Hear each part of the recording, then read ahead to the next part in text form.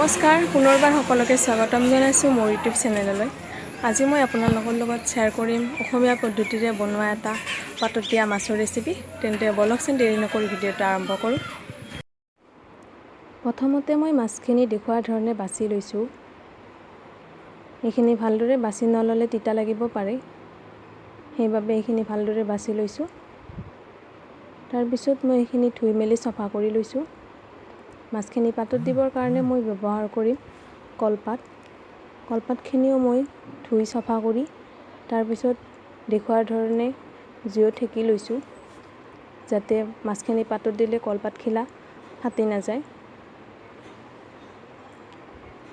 মাছখিনিৰ লগতনো আৰু কি দিম সেইখিনিও মই অলৰেডি ৰেডি কৰি থৈছোঁ। মাছখিনিৰ লগত মই কেঁচা জলকীয়া, ধনিয়াৰ পাত, সৰু সৰুকৈ কাটি লোৱা পিঁয়াজ আৰু 2 ফুটা নহৰু সৰু সৰুকৈ কাটি লৈছোঁ। তাৰপিছত মই ইয়াতে দিছোঁ অকণমান হালধি গুড়ি।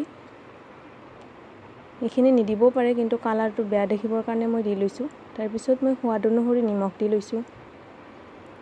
এতিয়া মই এই গোটেইখিনি একেলগে ভালদৰে মিহলাই ল'ম।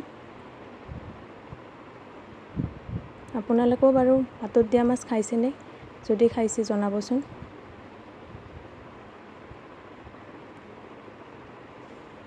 এইখিনি মই দেখুওৱাৰ ধৰণে ভালদৰে মিহলাই লৈছোঁ। মিহলোৱা হৈ যোৱাৰ পিছত মই এইখিনি সামৰি লৈছোঁ, যাতে টোপোলাটো বান্ধিবৰ বাবে সুবিধাজনক হয়। শেষত মই ইয়াতে অকণমান মিঠাতেল দি লৈছোঁ।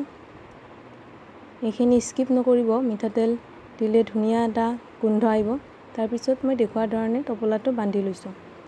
টোপোলাটো বান্ধিবৰ কাৰণে কলপাতৰ চুচ ব্যৱহাৰো কৰিব পাৰে, কিন্তু মোৰ ওচৰত নাছিল বাবে মই গুণাৰে বান্ধি লৈছোঁ, যিখিনি ভিডিঅ' কৰা নহ'ল। তাৰপিছত মই এনেদৰে চৌকাত দি লৈছোঁ। আপুনি গেছতো দিব পাৰে।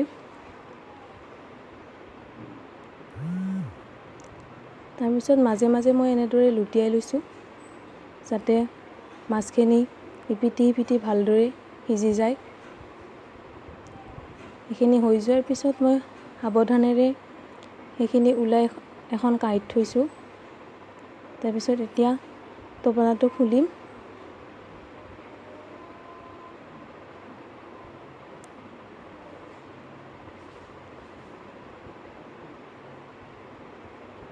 দেখিছেনে, মাছখিনি ভালদৰে সিজি গৈছে আৰু এইটো খোলাৰ লগে লগে এটা ধুনীয়া গোন্ধ ওলাইছে। এতিয়া মই এখন পাত্ৰত এনেদৰে ওলাই লৈছোঁ। ইয়াতে আকৌ মই অকণমান কেঁচা পিঁয়াজ দি লৈছোঁ।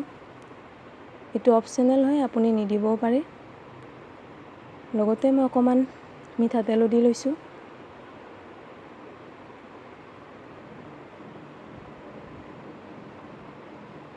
এতিয়া মই এইখিনি ভালদৰে হাতেৰে পিটিকি ল'ম।